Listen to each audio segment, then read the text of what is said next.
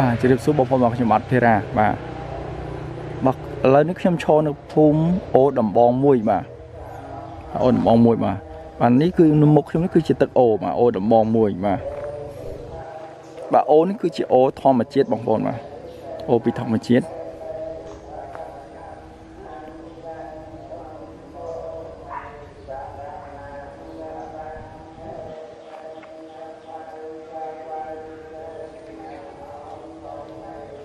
បាទស្មើនេះម៉ោង11ថ្ងៃត្រង់បងប្អូនបាទភូមិនេះគឺមានទេសជាតិសភាពស្អាតហើយត្រជាក់បងប្អូនមើលដើមឈើច្រើនណាធំទៀត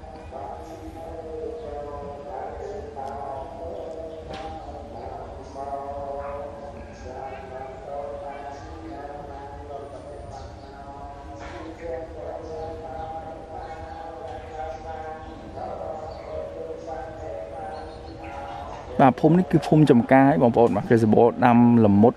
បាទដាំល្មុតដាំរំដេងបាទល្មៀតហើយសាគូបាទឥឡូវខ្ញុំជិះទៅមុខទៀតឲ្យបងប្អូនបានមើលក្នុងភូមិអូដំបងមួយហ្នឹងមានទិដ្ឋភាពដូចមិនដេចបាទ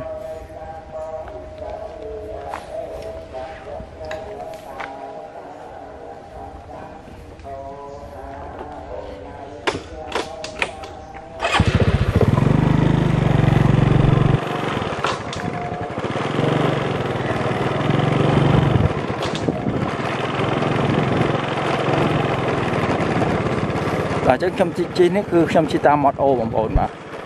តាមផ្លូវម៉ូតអូ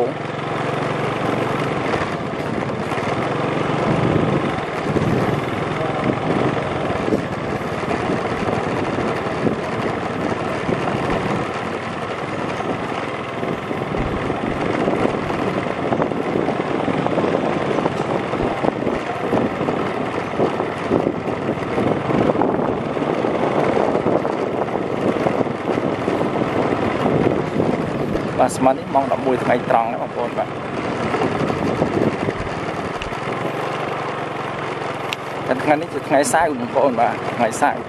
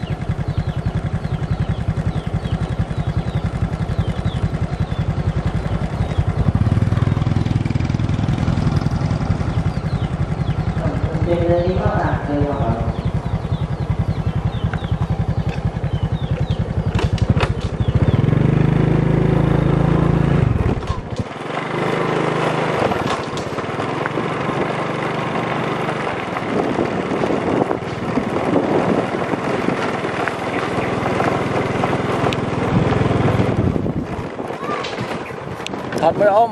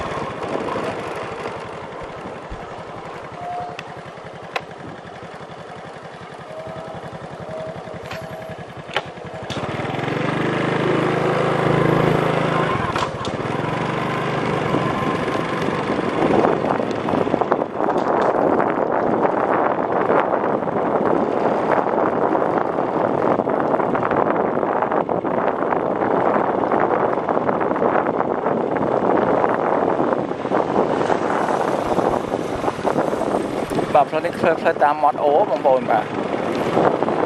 เราได้เคยตามมอดโอ้บางคนป่ะมอดโอ้